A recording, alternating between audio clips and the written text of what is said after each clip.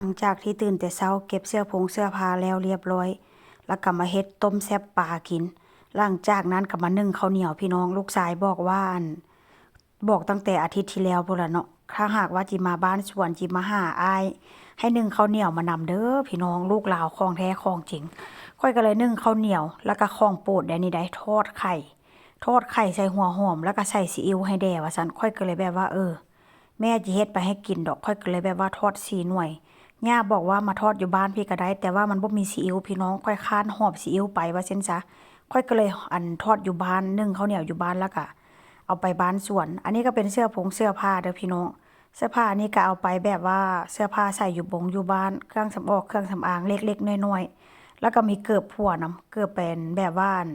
ใส่นาฮ้อนไปสระว่ายน้ำ หอบไปแล้วก็หอบมาเสื้อผ้านี่ก็ได้ถามว่าเอาไปได้หลายได้ใส่บ่ใส่แค่ชุดนอนแล้วก็ใส่ชุดอยู่บ้านอันนี้ก็เป็นเสื้อผ้าย่าพี่น้องซื้อไปให้ย่าแล้วแบบว่ามันโตใหญ่ก็จะได้ไปเปลี่ยนว่าเช่นซะไปเปลี่ยนอยู่อันห้างก็จะได้ไปแวะห้างก่อนแล้วก็มีผลหมากรากไม้มีแอปเปิ้ลมีส้มมีกล้วยมีหัวหอมซื้อไปให้ย่าเพราะว่าย่าบอกว่าซื้อมาให้แด่ว่าซั่นก็สิซื้อไปพี่น้อง แล้วก็มีกล้วยซื้อไปประมาณว่าหันค่อยมาอาทิตย์นึงค่อยก็จะซื้อไปอาทิตย์นึงเพิ่นก็สิไปใส่ตู้เย็นไว้กินว่าซั่นซะหลังจากนั้นก็สิพากันไปพี่น้องพากันไปนี่ก็สิไปแวะห้างก่อนได้เพราะว่าหยังสิไปแวะห้างสิไปเปลี่ยนเสื้อผ้าให้ย่าข้างทางนี่ก็งามตัดมาอีกทีเดี๋ยวนี้เด้อบูเลบากพี่น้องมาห้างเรียบร้อยแล้วก็จะไปเปลี่ยนเสื้อผ้าให้ย่าแล้วก็สิไปชอปปิงเสื้อผ้าเจ้าของเด้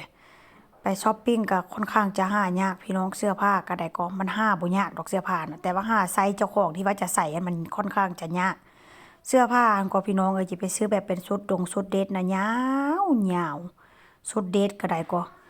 ซื้อมาเท่าไรก็ต้องไปเสียเงินเสียคำตัดอีกซื้อมาเสื้อผ้าเสื้อเพิ่อก็ได้เป็นพวกก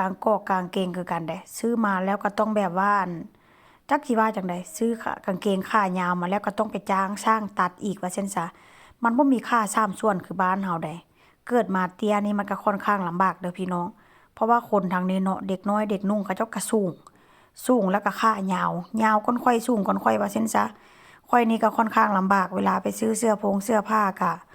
ซื้อมาแล้วก็ต้องไปจ้างช่างตัดอีกตัดขาหันเป็นกระโปรงสุดเดทก็ต้องได้ไปจ้างอีกพี่น้องค่อนข้างลำบากในการใช้ชีวิตเกิดมาเตี้ยนี่ก็ได้